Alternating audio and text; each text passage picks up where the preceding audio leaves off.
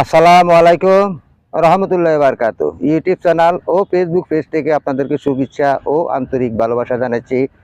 আমি আব্দুল মতিন, পাবনা চাটমোহর চরপাড়া, নাটোর ও পাবনা জেলার পাশাপাশি চলন বিলের কিছু অংশ আমি আপনাদেরকে দেখাচ্ছি।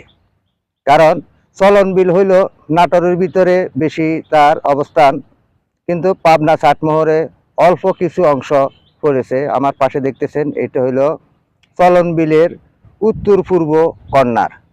তাই আমি এখানে দাঁড়িয়ে আছি। এখানে কিন্তু উঁচু জায়গা, এখানে পানির তেমন নাই, মাঝে মাঝে পানি বাড়ে। কয়দিন আগে কিন্তু এখানের কৃষকেরা অনেকটাই হতাশার ভিতরে ছিল, তাদের এখানে পানি বেড়ে গিয়েছিল। তাই প্রিয় বন্ধুগণ, এই যে দেখুন, এখানে পাবনা চাটমোহর চরপাড়ায় চলন বিলের কিছু অংশ আমি আপনাদেরকে দেখাচ্ছি। যে স্ক্রিনে দেখতেছেন, এটা চলন বিলের কিছু অংশ। কিন্তু চলন বিল বেশিরভাগ নাটোর জেলায় পড়ে গেছে।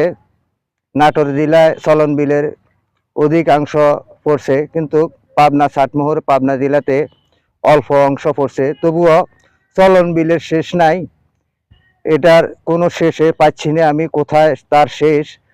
চলতে চলতে শেষ নাই, তার নাম হলো চলন বিল। তাই আমি আপনাদেরকে এখানে এই চলন বিলের কিছু দৃশ্য দেখাচ্ছি। দেখেন, এখানে আমন ধানের চাষ যারা করছে, যথেষ্ট পরিমাণের আমন ধান এখানে চাষাবাদ হয়েছে। এই যে দেখুন, স্ক্রিনে দেখুন, পাশে মানুষের পাটের চাষাবাদ করছিল।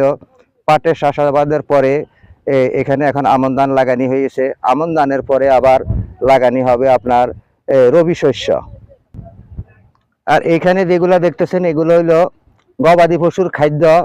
এই যে দেখুন, এখানে যে খাদ্যগুলা, এগুলা কিন্তু এই কাটার পরে দিয়েও কিন্তু আবার আবার এই ঘাসের শ্বাস আবার হয়ে গেছে, কিংবা এগুলা শাখা পোশাখা দিয়ে গাছগুলো আবার হয়ে যাচ্ছে। এগুলা যত কাটবেন ততই এই আপনার এই হয়ে যাবে, কারণ এটার কোনো শেষ নাই। আপনি যদি 10টা 15টা গবাদি পশু পালন করেন, তাহলে আপনি অনায়াসে পালন করতে পারবেন ঘাসের শ্বাস করলে।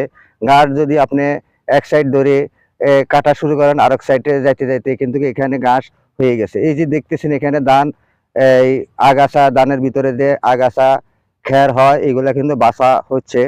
এই যে দেখুন, ধানের মোটামুটি ফসল ভালো হবে। কয়েকদিন আগে কৃষকের মনে কিন্তু অনেকটাই হতাশা জেগে গিয়েছিল, কারণ চলন বিলের পানি বৃদ্ধি পাওয়ার কারণে। পদ্মার পানি যদি বৃদ্ধি পায়, তাহলে কিন্তু চলন বিলও পানি বৃদ্ধি পায়। তাই আমি এখানে এসে আমার কাছে অনেকটাই ভালো লাগতেছে, কারণ আমি চট্টগ্রাম থেকে যখন পাবনাতে আসি, এই চলন বিলের দৃশ্যগুলো আমার কাছে খুবই আনন্দদায়ক। তাই আপনাদেরকেও আমি